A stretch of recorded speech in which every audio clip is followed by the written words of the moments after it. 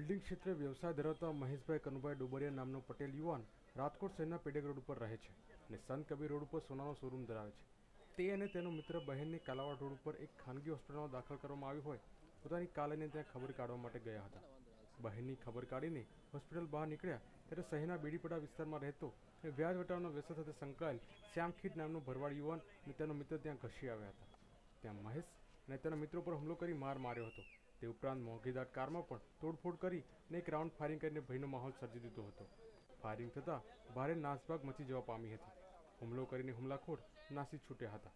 ઘટના અંગે કંટ્રોલમાં જાણ કરવામાં આવતા માલવીયાનગર પોલીસ, ડીસીપી, એસીપી તથા ક્રાઇમ બ્રાન્ચ સહિતનો કાફલો ઘટનાસ્થળે દોડી ગયો હતો અને હુમલાખોરોને પકડી પાડવા માટે નાકાબંધી કરી જરૂરી કાર્યવાહી હાથ ધરી હતી.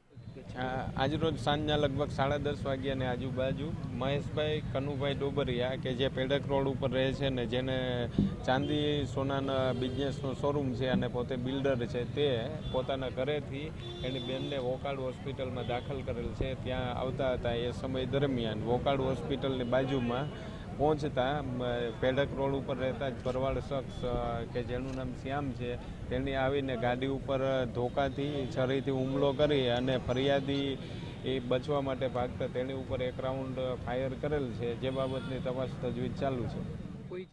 ઘટનાની પ્રાથમિક વિગત મુજબ ફરિયાદી મહેશ અને હુમલાખોર શ્યામ વચ્ચે અગાઉ પૈસાની લેતી દેતી મુદ્દે માથાકૂટ થઈ હતી.